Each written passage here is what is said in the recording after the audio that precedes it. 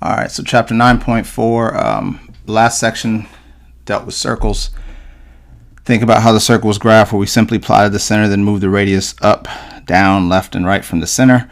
The perfection of the circle, and what I mean by the perfection of the circle means that everything was the same. It allows us to use one number in all four directions, but the question is, what if we are supposed to go further or shorter on the horizontal axis or the vertical axis? Well, the result of what we would call a non-perfect circle, not what we call, but the idea of a non-perfect circle has an official name called an ellipse. An ellipse is pretty much just a oblong circle. We won't focus on the whole portion of information, but just enough to get you to the graph. The key parts are the vertex and co-vertex, the major axis and minor axis. We won't worry about the center because, again, working with the circle, we already know how to find the center. So looking at this one here, which is the one going this direction, your vertex and co-vertex, your vertex is along what we call the major axis. And again, major axis should make sense because it's the longer axis. All right, so again, vertex is along the major axis, the co-vertex is along the minor axis, and so those two things are giving you your distances from the center, just like your radius. So if this was a circle, then that would be the same in all four directions, but it's not. This is A and negative A, B and negative B. All right. Same thing, if we're talking about this, now that this has a minor or major axis going this way, this is your vertex, this is your co-vertex. So again, with that information, that kind of helps you to kind of see what's going on. And again, in general, again, this is your major axis, your minor axis, but again, major, minor just means the longer or shorter portion of the circle. The standard formula for an ellipse is as follows, which is x minus h, which we've seen that before, y minus k, which we've seen before. What we haven't seen is a squared and b squared, and the fact that it equals 1. Some textbooks give a second equation, and if this was your major axis, then they actually move the y in front and the x to the back, and I guess they automatically put a underneath whatever the bigger value is. So A is always bigger than B in some textbooks. So if this was a 16 and that was a 4, then they would actually move this up here, that back here, and then leave the A is 16 or whatever. But it's not really necessary as long as you understand the concept in general, remembering that the number under X tells us how far to go with the X, which is left and right. The value under Y tells us how far to go up and down, which is your value for Y. The center is still the center we've learned. So conceptually, you might want to pay attention to what makes the equation of an ellipse different than that of the circle and a parabola. The biggest difference is that it does not equal one value.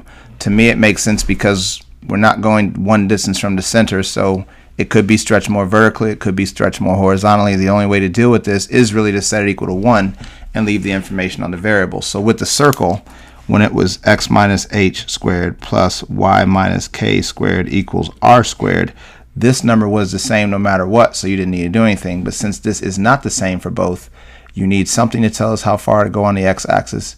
You need something to tell us how far to go on the y-axis, and the easiest way to do that is to set it equal to 1 to finish that off. Outside of that, you just need to work with it, so let's just go ahead and get started and see what happens. They'll ask you to write an ellipse with a standard form at the origin, and even if it wasn't at the origin, you'd probably be able to figure out at some point, which we're not going to go that far, but again, just in general, they're giving us a vertex and co-vertex. Again, that's respectively, which means in the same order they told us. So that means that the vertex is at 2, 0. That means that you are looking at something where this is a x value and this is a y value. That makes no sense, but I guess we'll go with it. If that is your vertex, then that means that your number, that's a, which means that the way we would get to that is to square root to get to 2, which means it'll actually be x squared, because remember it's at the origin, which is 0, 0. X squared over 4 plus y squared over that would square to be 25 equals 1.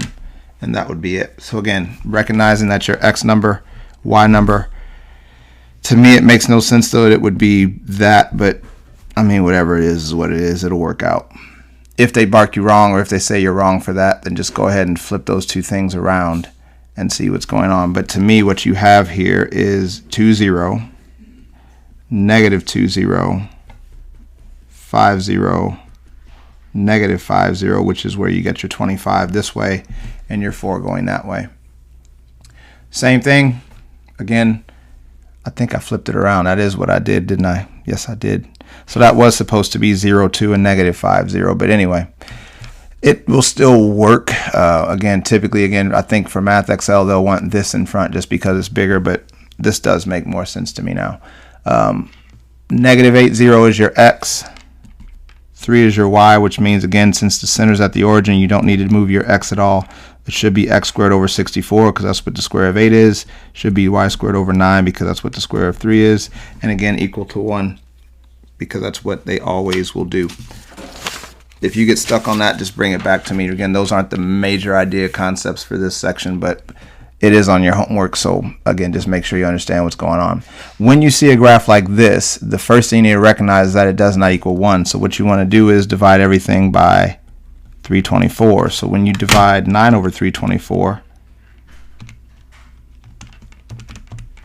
you end up with 1 over 36, which means you actually have X squared over 36. And of course, when you divide 36 by 324, it makes sense that it should be 9. And so now we know our center is at the origin because it doesn't move. We know that our X is 6. 1, 2, 3, 4, 5, 6. 1, 2, 3, 4, 5, 6. We know that our Y is 3. 1, 2, 3. 1, 2, 3. And then you draw the best ellipse you can possibly draw. Again, you're not getting graded for how perfect your pictures are. You just want to make sure that the information you need is there. That's actually not a bad ellipse. But anyway, that's your graph. That's it. Key idea, making sure it equals 1, making sure you have the information you need. And again, the reason why that has to equal 1 instead of just being 1 radius is that these two numbers tell you what to do for your X and your Y. Once again, graph, in this case, our center is actually at -1, 2 because both of these are inside, which means both of these flip. So -1, 2 is going to be here. That tells us to go 2 in the X direction. This tells us to go 3, 1, 2, 3 in the Y direction, 1, 2, 3. And then again, you just draw the picture to the best of your ability. Once again, I'm kind of proud of myself for that. But anyway, that's the idea. That's the graph. So again, notice that the order of X and Y didn't matter as long as we know how far to go. Again, in this situation, X was first. In this situation, X was still first, even though it was a Y that's bigger. Again, in the computer, they're probably going to move that up front. So make sure you pay attention to what your variables are, and don't let that throw you off. But again, as long as you know how far to go in each direction, everything does work out. And then, of course, the last thing is writing it in standard form. I know this is an ellipse because, first off, parabolas, only one of these two things are squared, and in circles both of these would have the same number, and so it has to be an ellipse because they're both positive and they're going different amounts. So what we want to do again is organize 81x squared plus 810x, then we have 36y squared minus 288y. Then we have our minus 315 and equals 0. Actually, I don't think I wanted to do that. But anyway, we do have one more step to go, so it doesn't matter. We take off the 81 and we rewrite this as x squared plus, that would be 10x, I believe, plus blank. Then you take off the 36, and again, hopefully that goes into 288, which it should, 8 times.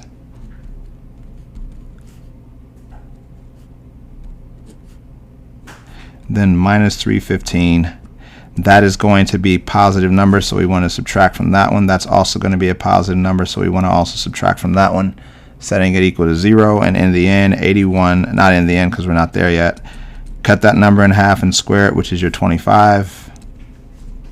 Cut this number in half and square it, which gives me 16. Remember that 25 is going to multiply by 81, which gives us 2025.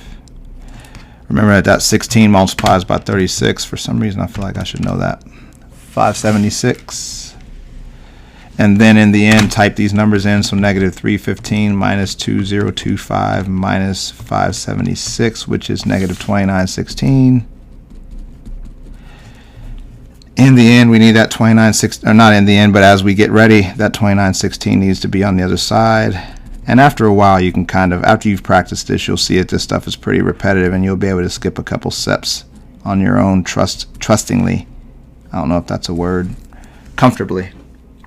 And so if you want this to be 1, we divide everything by 2916 and hope that it works. 81 or 29/16 over divided by 81 is 36. So this ends up being x plus 5 squared over 36. Again, if that was 36, you can assume the other one's going to be 81, but here's your proof. So plus y minus 4 squared over 81 equals 1, because that's what we're looking for, and that is your standard form. Again, if this was a circle, both of these numbers would be the same, which means both of those numbers would be the same, and you want to kind of start thinking about that, because eventually that is going to be important. But hopefully you notice the repeated portion of information. Again, it's important you begin to pay attention as to what makes each type of equation different. At the end of this chapter, you are going to be asked to take a general equation and rewrite it in standard form without being told what it is. So you'll need to remember what the standard form of a parabola looks like. I hope you remember that. You'll need to remember what the standard form of a circle looks like, which is where a squared plus b squared equals c squared setup, and then these where it equals 1. But outside of that, go ahead and get to your homework, and I'll talk to you later. Good luck.